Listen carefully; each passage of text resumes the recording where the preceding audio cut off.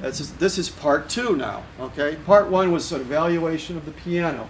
And what I do is I made myself a series of checklists. It's 2 pages long. One of the checklists is for the piano part. We'll get to that.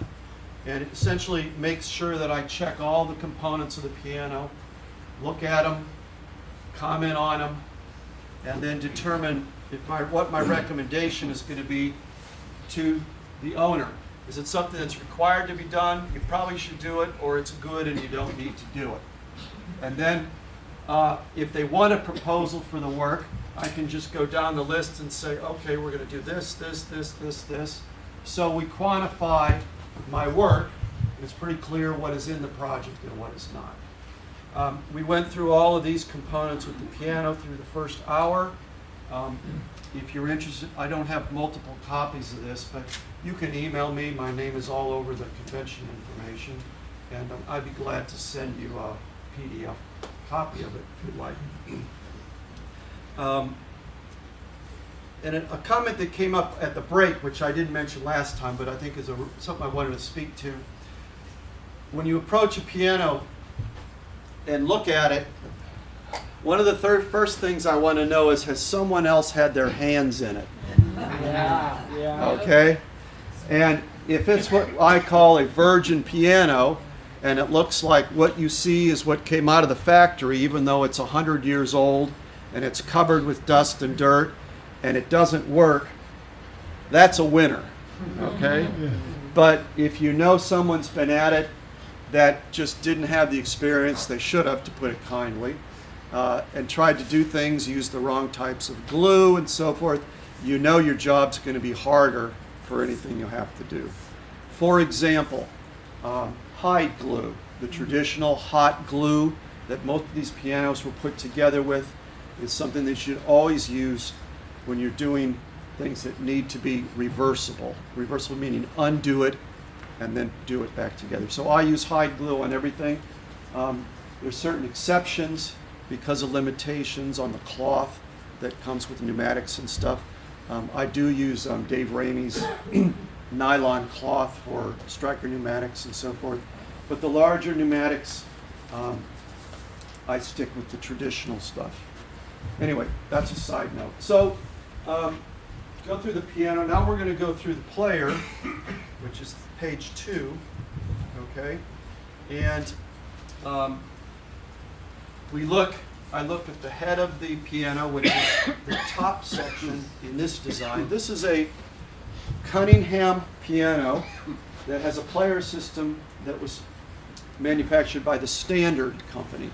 And Standard was the most standard, pretty much. You see more of these, at least in my area, in Pennsylvania, than I see of any other types. And I think that's generally true across the country.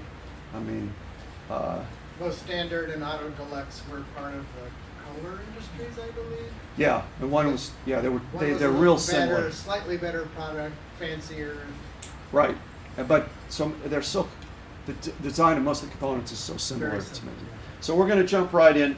I evaluate all the things, check off what we're looking for, and to get to the piano, I'll pull the stack out, which we're going to do right now. Used to be I could pull this whole thing out by myself. Now I ask for help, or I do it piecemeal. Piecemeal meaning we could take the head off of the stack and get in there and look, and it's easier to take both components out. Bruce has helped me loosen all the screws that hold this thing down. Do you want me to get your camera going? Yes, please. Standard is known for being just so many screws that you got to put in and out that hold it all together. So the first thing we want to do. I need you. Oh, you need me to smile? I need your face. Okay. There we go. Is it?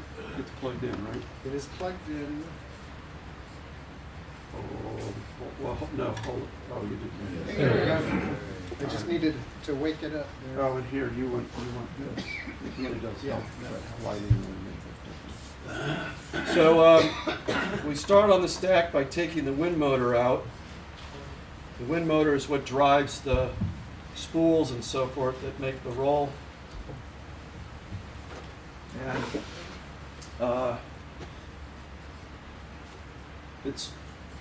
most pianos, they design it very simple to take it in and out, because most technicians, you need to take this out in order to get back in there to tune it and to mute it and so forth. Just remove the rubber hose on the side. It's nice to turn this up so it's out of the way when you're taking the other piece out. And it was held down by 4 screws, and you just lower the chain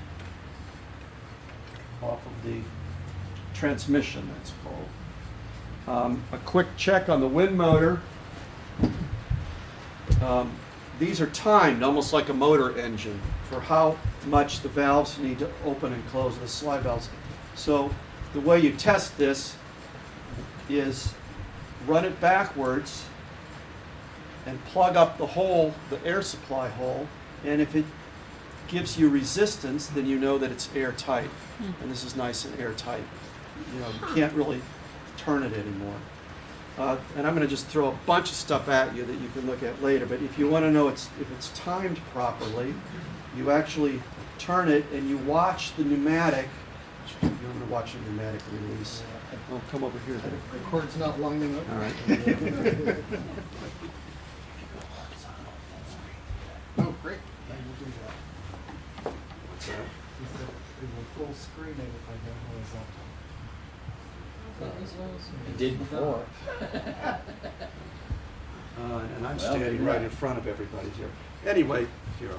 So what you do is, as you plug it up, let's watch this pneumatic here. There's a point that I can feel the air release. I can't really see it in the pneumatic, but I can feel this kind of stress. The point that the valve opens is the point that you want this to be farthest out. And if that doesn't work, you make adjustments on the slide. So again, I don't expect you to know all the details, but there's a way. That's how you basically set the timing on a wind motor. Not a lot different than the old engine. You know, you put the flashing light in there and you watch the gear go around. So once that's out, there's a couple linkages that connect this to the rest of the piano, and we've gone ahead and disconnected those.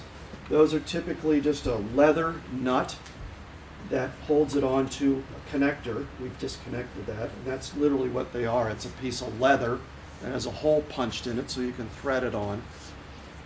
The idea there being it's convenient to use and it's quiet. You know, you don't have metal against metal.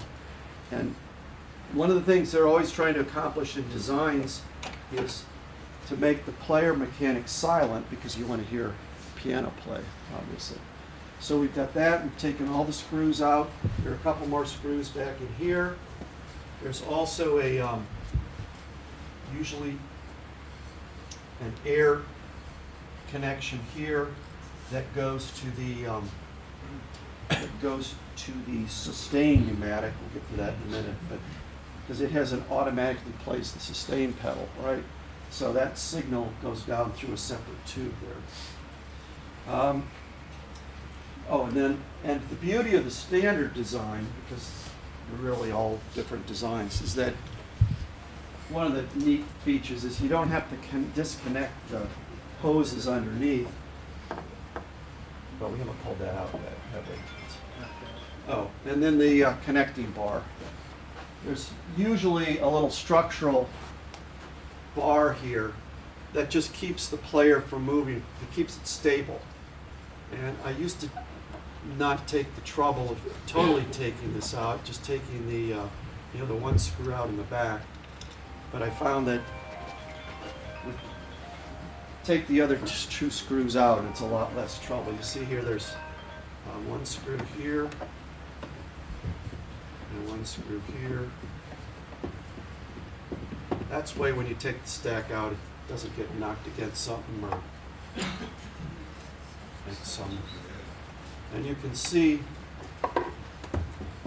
now all of a sudden, see how wobbly it can be. So this is an important structural piece. So, what I'll do, as far as I know, everything is, just check here. That screws out, that screws out. That's good. Oh, these aren't quite out over here. Let's get these screws out here. Over here, there's this one. I didn't take this one out. A little more light. There it is. It's still tight.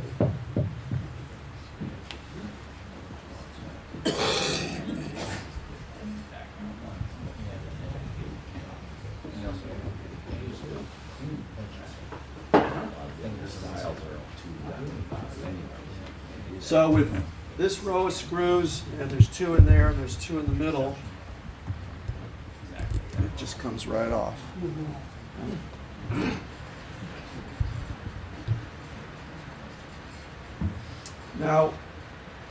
Now you're in a position to do all the regulation as what you put it back together, so you have really convenient access to all of the player parts and its connection to the piano part. For example, when this pneumatic plays, it pushes up, there's your stop, you correct things we call lost motion, where the connections and so forth are loose.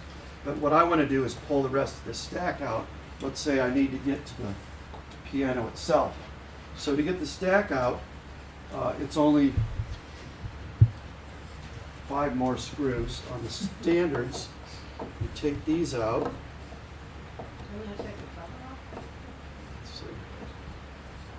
No, you need. Well, no, you won't take the cover off. These screws anchor it to the supply block for the air.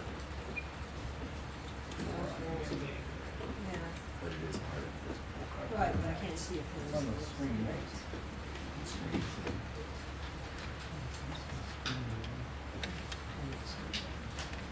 And if you don't take them out, they'll fall out. So you got that on that end. And the other side usually just has one big, just show them that. You see the big screw head right here. Take that out.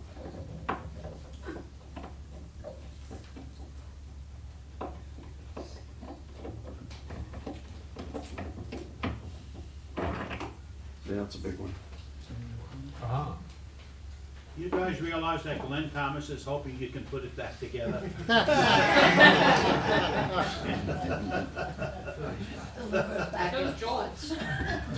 So this is the easy part. So once you get those out in this design, you just pull it a little bit forward because all the little fingers are down under the whippings there. You just sort of pull it a little bit forward, and there it is. There it is. Now, well, let's talk about this then.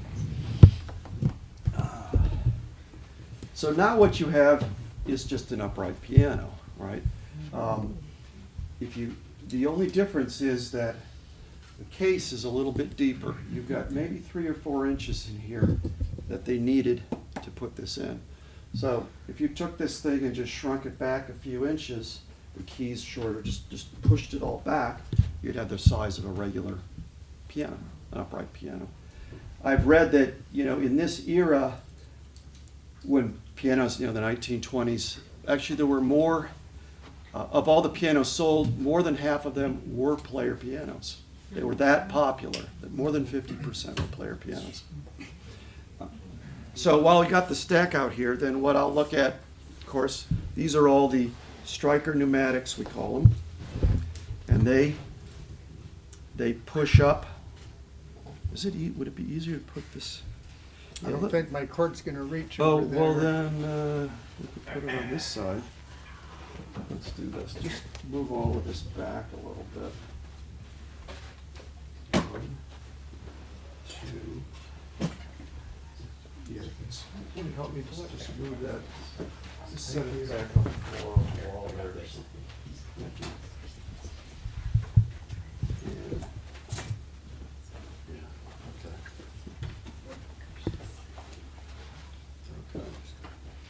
So, all of these little fingers here we're sticking in under here. And in the assembly of a upright piano, they call this component the whippen, which connects sort of your action. Comes up here and it does all the magic of making the hammer hit the string and bounce off and so forth. In a traditional piano, this little piece wouldn't have this extra part sticking out so that the finger can go up there because you don't need it. So this would be, maybe 3/8 of an inch shorter. But you know this is a player piano because all those little capstans, those little brass things, slide right under there, okay? And then they're activated, of course, by the little bellows. And every time that bellows sucks up, it just pushes that finger up, and that's what plays the key. Now, to get the air into here, you need some kind of a mechanics. When you uncover the hole in the tracker bar, okay, you have in the back of this a valve for every one of those pneumatics. And this is a full 88 note stack, isn't it? Yeah, yeah. So this design plays every note from 1 to 88. Depending on the piano design, sometimes they cheat, they leave a few out on the ends. Even your reproducing pianos typically don't play, like your AMICAs and your Duo Arts, they only play like 83 of the 88 notes because they need that extra space on the ends of the tracker bars to put all their other signaling perforations. And mostly that's not, I mean, how many people play those notes or those down there? So it's not that much of a problem. So the way the valve, describing the valves is again a whole other class, but essentially it's a series of sort of wood components and leather and that's airtight, and by uncovering a hole on the tracker bar, each one of those is connected with a hose down to the stack where those valves are. And in this case, these are the original lead pipes. This thing's a little bit heavy. Lead. Yes, it's lead. Very often that lead has simply corroded over the years and is no longer airtight. So you have to cut all that out, tear it out, and replace it with new neoprene tubing, which is just another component. And so those come down, each one of them connects into these individual holes on the top. Every one is one of the keys. And in this section in the back is where those valves are in pouches. So when you're pumping the player, it's trying to suck air through the holes and down into here. But you've got it all covered up with paper, so it can't suck the air through. But when the paper has a perforation in it, it opens it up to what we call atmosphere. It sucks the air in, and that's what activates the valve, and that's what gives you suction in your little bellows, and that's how it plays the piano. That's sort of, again, it's a concept of how that works. All the different manufacturers have different designs. I mean, there was, I don't know what they say, 75 different designs or something. But I'd say there's 5 or 6 that are typical designs. And you can come up and look at these materials afterwards. I mentioned in the first class the Pierce Piano Atlas, which is the book that gives us an idea of when it was manufactured. This one happens to have a serial number back in the corner. You look up Cunningham, you look up the serial number, and it tells you it was done between, well, we'll do it right now. What's the number? 8402. So I look up Cunningham, C-U-N-N, Cunningham Piano Company. What's the number? 83402. Okay. 1928, the first serial number that came off the line was 830000. So 1928 is when this piano was manufactured. 1929, they started with 84 $84,000. So, and that's a quick little thing. Nice, the client appreciates knowing that. But when it comes to player stacks, if you don't recognize the stack, I go back to our good old the Player Piano Company, who published this wonderful publication, which is, I think you can find it online in different places. But he has an index in the front. It's called Piano Brands and Actions Used. So if I look up Cunningham, look at all these piano brands in here. C-U-N-N, right here. Is there Miltenberg in it? You can look at it afterwards. Check it out. I'll leave it out. Cunningham was either what he calls a number 1, chapter 1 or 9. What one is standard? Number 1. Number 1 is standard.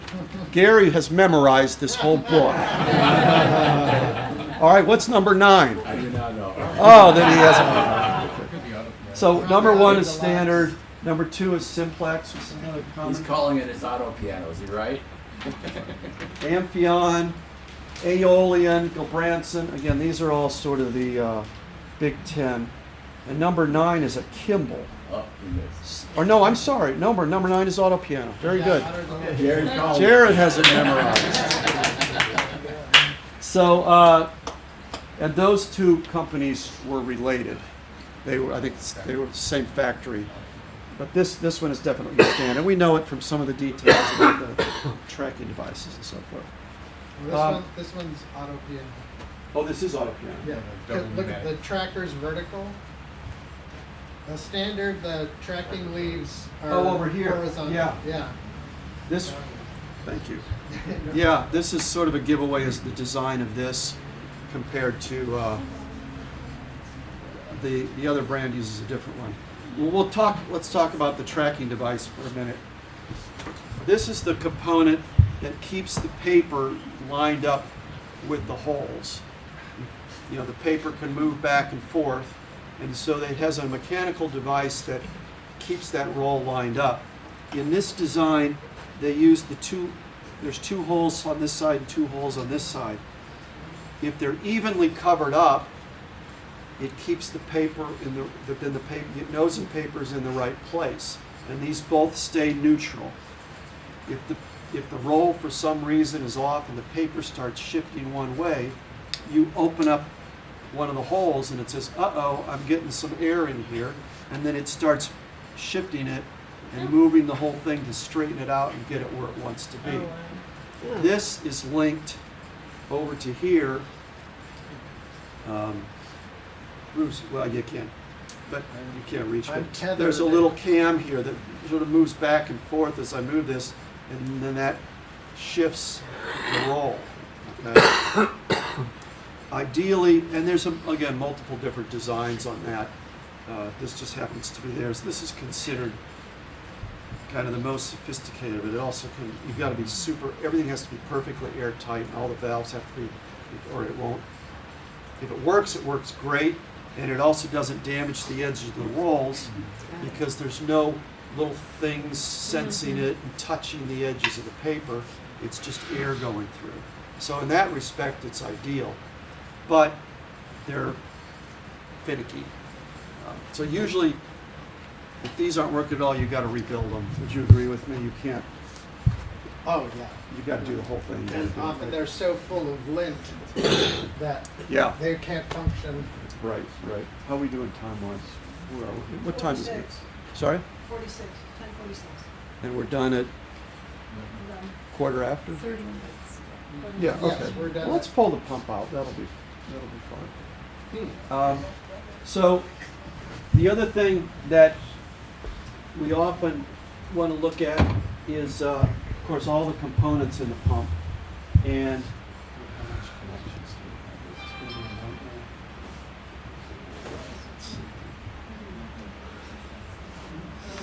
This one has a few more. Easy.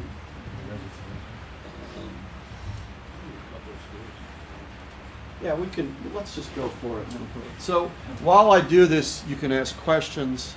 and Bruce and I will answer. But basically what I'm going to do, the pump typically has one brace just like above it. See it here? Okay? This brace just kind of holds it in place. We just take this brace out, we disconnect the hoses, and then the whole thing leans out, and then we can take it out. And that way we can look at it, inspect it, service it, get to the back of the piano. So while we do that, again, I guess I ask any questions, or I like to, when you look at this, it's like, oh, well, you can just take this one top screw out and then deal with it. But I find that it's a lot easier if you take the whole brace out, because again, it knocks against things and gets in the way. It's an extra, 30 seconds of work, but it saves you a lot of nuisance when you're putting it back in and so forth. So we'll take the brace out. This is really the only mechanical, the only thing that secures it. Otherwise, it's just sitting there in some cleats. You've got one more Yeah. over there. Oh, there's a second brace. My bad. Okay. There's one. Yeah, Bruce just pointed out there's two of them in this design. Now, did you see that? Did you catch that? It kind of slid down a little bit. So that's just from over the last 15 years, the piano settling in. This was holding it up, but now it's kind of settled and seated itself back into the cleats in the bottom. Now, as you'd expect, there's a crack in there. This thing isn't total, aside from the screws, there's a couple other mechanical linkages that you have to disconnect, because when you do the finger controls and so forth, you have to disconnect those. And it's like, well, and they're held on again with the leather nut. An extra set of hands here. This is nice because these things are kind of a nuisance because they'll fall down and get in your way. Sometimes I'll buy a little hook, just like and then I'll screw it into here and then just hook these up out of the way. So, to take them in and out. You can use some tape probably. Do you have some? I do, yeah, some good tape. Can you see volunteer to grab some tape? Blue There's a tape? Blue tape right there in that toolbox. Right there. Thank you. Glenn, you're not getting nervous, are you? Not in the slightest. Okay. Not in the slightest. Good. Oh my God. What are they doing to my piano? And you see, there's a little bushing in here. That's to keep the rod from rattling, the metal-to-metal rattle here. You put leather bushings and all these kind of things to keep it quiet. So instead of putting a screw in here, I'm just gonna see if I can put a piece of tape in here and take these up out of the way. Okay, so those are disconnected.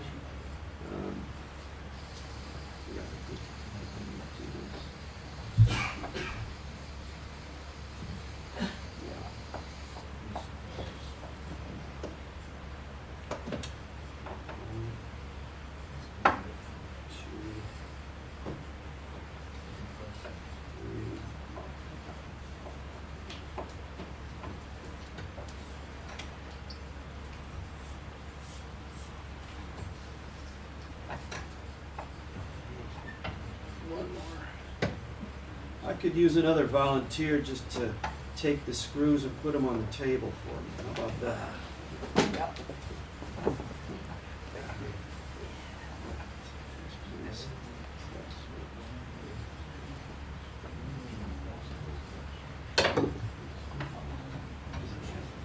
Set it to the right of that one. So Yep, which one is which? just set it to the right of that one. Okay, then all the other hoses that are connected to it, we want to disconnect, obviously. This is the hose that goes up to the wind motor. It's connected to both the, what we call the governor is in here, as well as the speed control, but we disconnected those, so that's all out. This is an air supply to the pneumatic that plays the soft pedal on this side. It pushes the keys forward. Take a look at it. You see how with that action it pushes all the hammers closer to the strings? Yeah. That's how you play the piano softer. If you didn't have the pedals down, you get the same thing by pressing the left pedal. But since you have the pumper over it, you can't play both pedals at the same time. You can't get underneath there. So we just disconnect that air supply because here. There's another hose here that connects to one of the finger controls. Make sure that's disconnected. And that's everything on that side. Move that over here. Again, this is the one, so this is the pneumatic over here. Guess what this pneumatic is? Here's, press it down. This pedal, this pneumatic does the same work as your foot pedal here, the sustain. This pneumatic's doing that. And then the other one is the soft pedal for the bass. So you can see that going in there.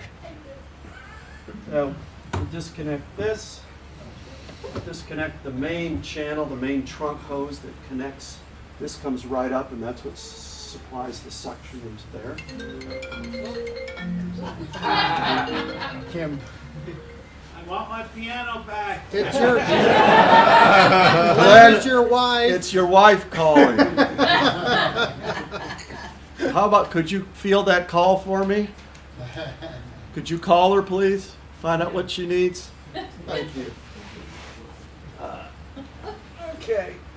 So, and after these hoses have been on these nipples for a long time, this one's only 15 years old. It kind of gets a little welded on there. The old stuff usually is so crusty. You tell the client, you say, look, when I take this out, hoses are going to break because they're junk anyway, and I just make sure they're okay with that. And they understand that this. All right, I think we're good. Right? Which one? Yeah, I was gonna say, see, one more small control. This one's disconnected. Okay, so the only thing that all I need to do is, and these are kind of clumsy, but focus in here. These are sitting on these cleats right down here, and it sits in a little point here. So you just tip it, you get in, and you kind of lift it up out of those, twist it. Hope there's nothing still connected. And then you can take the pump home with you. So this is the pump mechanism for this specific design. Here Can I you see. ship it to you? Huh? I can ship it to you. Sometimes people ship them, yeah, but I've got so much work locally that I don't really take stuff from much distance. But you can see what's happening here. You press the pedal, you've got the exhauster in the back, and then these are the reservoirs in front. This gives you a lot better. Did we lose it, or are we okay? We're okay, we're just low on phone power, but I think we'll last. Okay. 3 weeks. Yeah, I've got, no, I left my charger up there. So now you get a much better view of, again, you're getting back to just having a standard upright player piano. You've got the bridge here. Last time session we talked about this wooden piece behind it's what we call the apron that transfers the sound over to get it more to the middle of the soundboard so that it has more projection and sound. So look at all these things. Bruce found, talking about clues of what people have done in the past, and Bruce pointed this out. It's like, wait a minute, look at that hole back in the soundboard down there. What's the problem? Mice? No.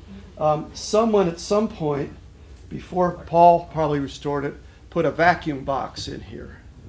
And they ran the electric cord out the back. Putting a hole in a soundboard at the perimeter like that really isn't a problem because that's not where the sound is really captured. But what's interesting about the pumps that you find in these, it's a box that you can buy. And the I'd say 50% of the pianos I come across have been electrified with this vacuum pump. And when a technician will come in, you'll see. Okay, let's do the timeline. Okay, most of these were built 19 teens, 1920s, right? Materials, if we're lucky, you get 40 years out of them. And then the rubber tubing goes bad, the pneumatic cloth rots out, it doesn't hold air anymore. So do the math. 1925 at 40 years, 1965, okay? So back then the techs come in, yeah, you can't, you know what? I can rebuild this thing for you for thousands and thousands, for thousands of dollars, or for hundreds of dollars, I can put this box in and juice it up, right? And it'll play again. So it was sort of the cheap solution for keeping the thing going for another 20 years. And that's what they would do. I mean, and then they would butcher it by, well, you don't have room for, a lot of times you don't have room for this box in there. So they'll hack off a piece or take a reservoir out to make the room. I mean, there's all kinds of things that they did. In this case, you would not be able to get a vacuum box in here without some modifications, unless you took out the whole pedal part and kind of tucked it in there and then put the vacuum hose into there. So that was the 1960s with the vacuum boxes, or people had them rebuilt. Now add another 40 years, your year 2000 or early 2000s, you're really on your second generation of something needing to be rebuilt and restored. So that's sort of how I explain it to people. You only get so much time, and it sort of falls in place. Plus, in the 70s was sort of the whole revival of the ragtime, and they say the entertainer came out, and everybody loved to get their player piano fired up again to play that style of music.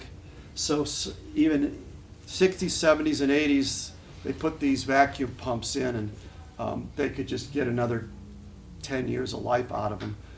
But they're on their second life, and by the time their third life, you got to rebuild the whole thing.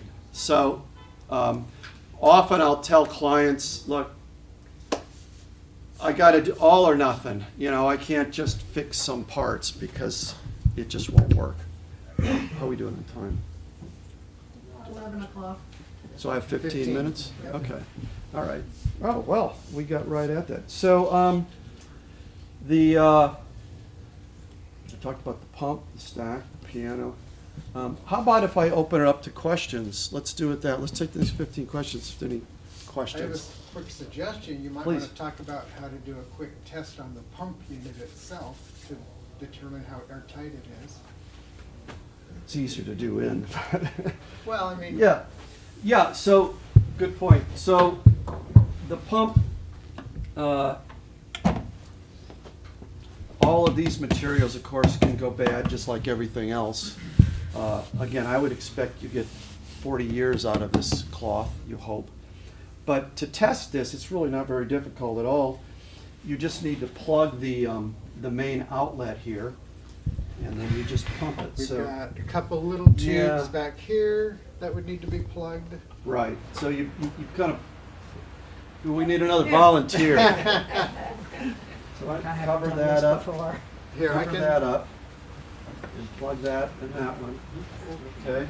And then I've got a couple more over here. I need a volunteer on this side. Or tape. Or tape. I use rubber Okay, Gary, stoppers. plug that one up and that one up. And I'm in the middle here, but so There's another one somewhere. There's, Oh, yeah, Is it underneath? Where is it?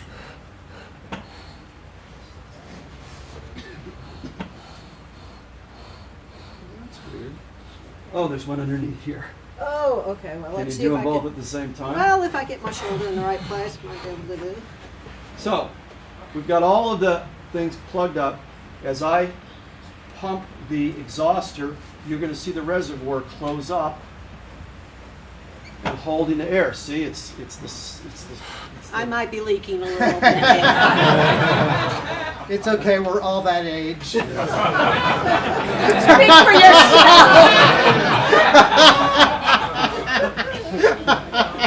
But look, it's both of them. It's not, see, they both collapsed. They're both holding vacuum right now, and it's silently, and what needs to be called. This is really nice. I mean, you want this thing to stay closed as long as possible. Yeah, I noticed the 2 different spring tensions. Yeah. I'd put rubber stoppers in them all, so I don't have to do this. But that's how if you're pumping this thing and maybe it just goes wink, wink, wink, and everything else is leaking air, then you know that it's leaking air all over. Okay. Thanks. Yes. Yeah. Thank you. And pneumatic cloth is really tricky because some of it's a no-brainer. You can literally put your finger through it. It's rotten, it's bad. Sometimes it's still flexible, and it's like, this looks good, but it's full of pinholes, and it's losing it. One of the ways you can test that with all of the peripherals or other pieces, like if I take that pneumatic out for the treble soft pedal, I'll actually, instead of sucking in it, I'll blow into that bellows and I'll squirt some like Windex on it, and it'll bubble up, obviously, if the air's coming out anywhere. It's like checking for we used to do that with bicycle tubes. You put it in the water and you'd see the bubbles, and the thing might seem really good. You spray it, and all of a sudden, all these bubbles start coming out. Soapy water. No good. Mr. Soapy's. Yeah, anything that'll bubble up is one way to do that. We had at our museum in the Baronhof in Pittsburgh, we have a Hupfeld, one of the phonalist. It's one of the Siegfried's Wendell reproductions, and for the life of me, the pneumatic for the sustain all looked good and everything, but we were losing air. So I finally took it out and tested it, rebuilt the valves. To test it, and it's like the cloth, just the cloth on that one. All the rest of them were fine. It didn't hold any air at all, but you wouldn't be able to tell. So it's a real kind of, you got to be really pay attention. When you're rebuilding these things, the other thing is that everything has to be airtight for it to work tight, very airtight, especially reproducing pianos. With more simpler assemblies like this, I mean, you need the gaskets and things to be done and everything to be done properly. But you can afford a little bit of maybe loss here or there. But when it comes to, if you want the full expression and all the dynamics out of those, you've got to make sure everything is tight, nothing leaks. All the gaskets here, Bruce, let's look at the gasket under the head here, for example. Where everything's connected, there's a leather gasket. The old ones you tear out. You cut a strip of leather. It's the black part here. And the leather doesn't come with the holes in it. You got to add those. So you have to punch all those out. What I do is I cut a strip of leather, not this long, I do them in sections, and then I'll draw a line down the middle of that strip in pencil. So I know how to line them all up, and then I set it just down next to this, and I tick off on that line where all these holes are, because they're all sometimes jump around and so forth. And then I take it over and then just punch all the holes out. And then notice the oblong holes that supply the vacuum to the primary valve chest. Yeah, down here. Let's see, these go to There's about 4 of them across there. right, yeah, because that's a double valve, but I don't want to get into that.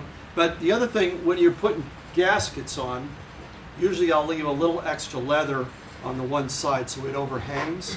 You get all this lined up, you get it glued down, and then you just take a razor blade and you just slice right along there, and then you get a nice, pretty, cut. It looks very professional. Yes? Joel, there's an outfit on the internet that is selling a little box of 12 different oil colors, oil-based markers. And so when I'm pulling a unit apart, I start and I make the yellow marker on the little piece of the piano and a yellow marker on the hose. And when I'm all done, I have everything color-coded to match blue to blue and weight to weight and so forth. Okay. And it was cheap. I don't know, $12, $18. And I use it in the shop. Well, you've been to my shop, so Yeah. I use it all the time up there. Yeah. And it's wonderful.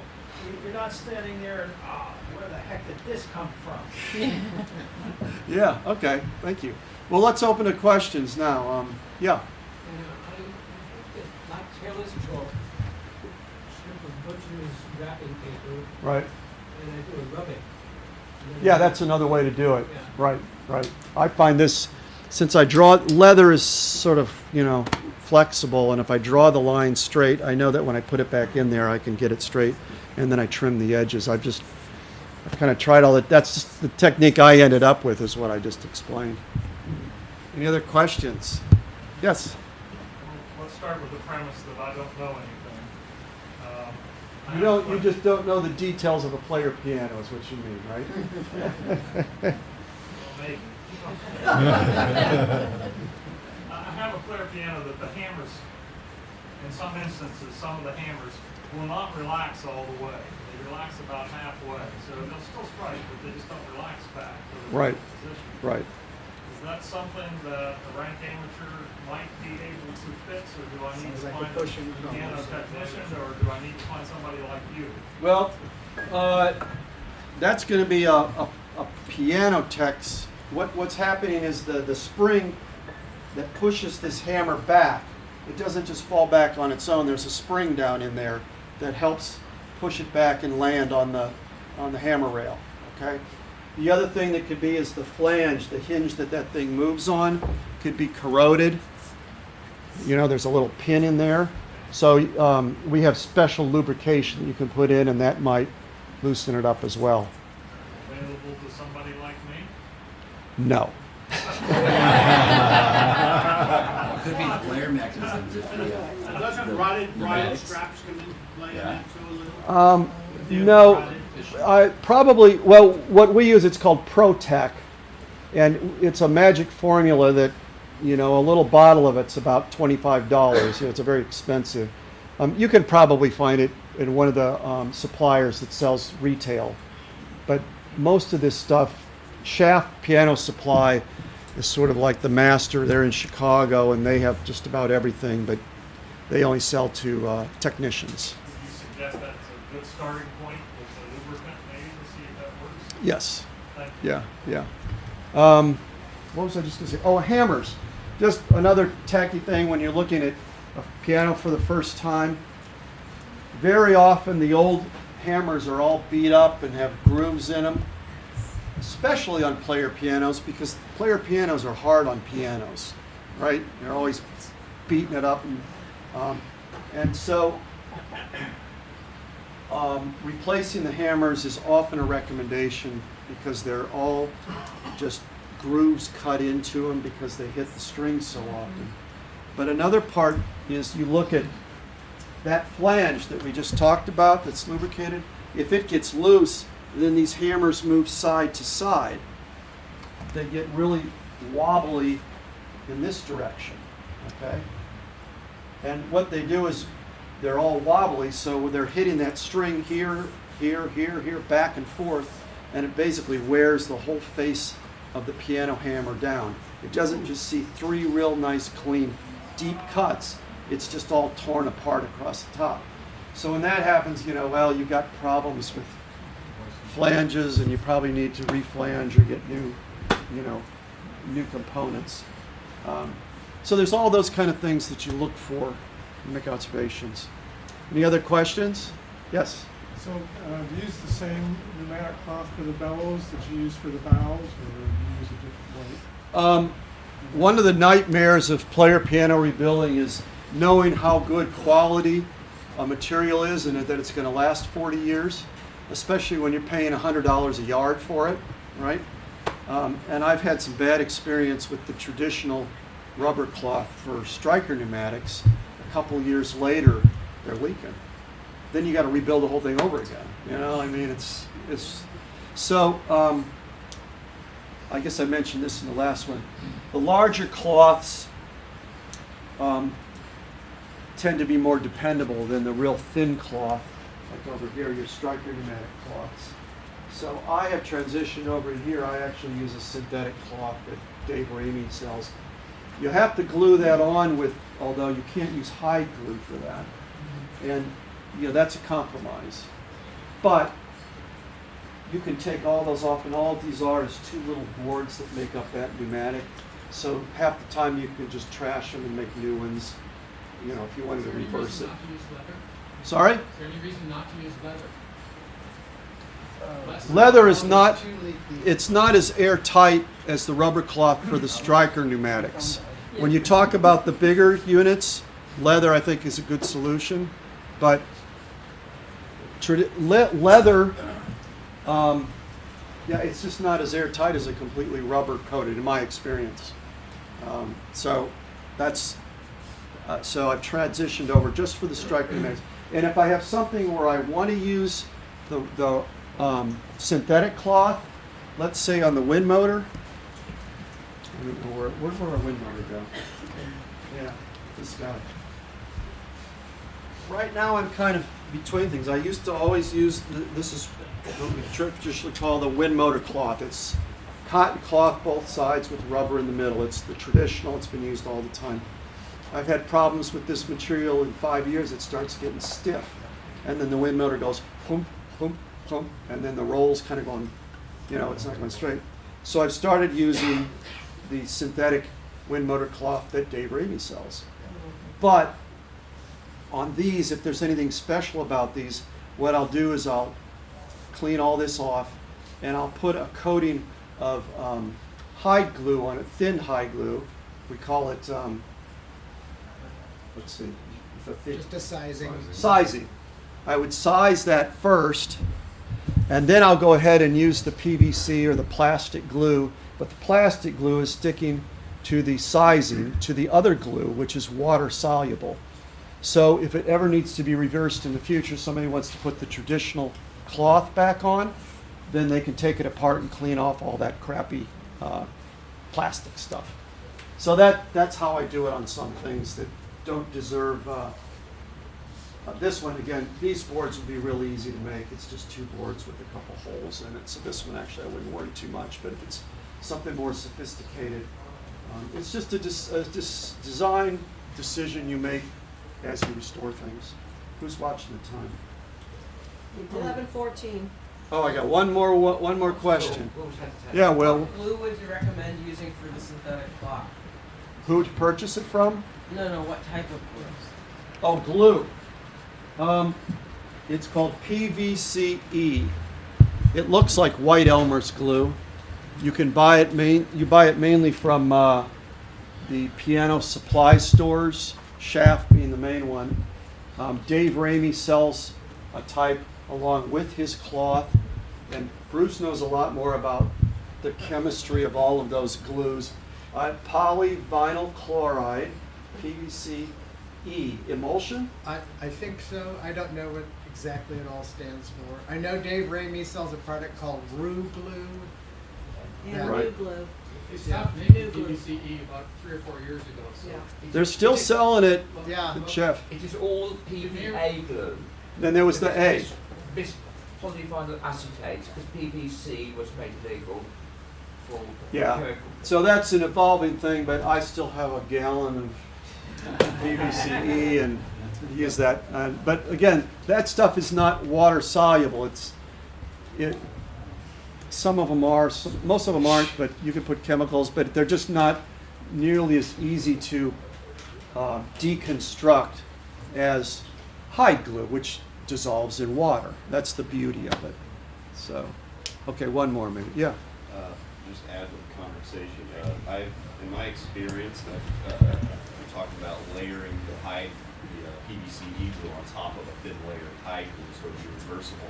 Yes. I found that using shellac in the same way does the same thing, and the PVC glue sticks very well, but it can be scraped off without damage. That's interesting. I've never tried that. Hide glue won't stick to shellac. So if you- Right, yeah, so let's follow up on that. Yeah. The PVC will stick to shellac, I guess. Correct. But hide glue, definitely, that's interesting. So shellac, real quick, shellac is a wonderful product. They used it all over these for both finishes as well as sealing. You kind of take out some of the alcohol and it basically becomes like a caulk. You put all the nipples, all the metal stuff in there. Shellac's a great product, but it has its limitations. It will not stick to something, the hide glue will not stick to anything that has shellac on it. It just separates right apart. So you want raw wood, hide glue is great for raw wood, it's great for the cotton materials to be connected with, the whole thing. So, are we done? I'll give you one more and then we're done. Yeah. Did you have another question? Well, I'd like to add a point. One of the things is if you have, shellac on something and you need to use the hide glue, if you sand off the outside, it just removes enough that it'll stick down. Sand off the shellac, right? Yeah. Yeah, I mean, that's the other, you can, sand it down and get it off. But, so, thank you all for attending. Okay? Thank you, Brian.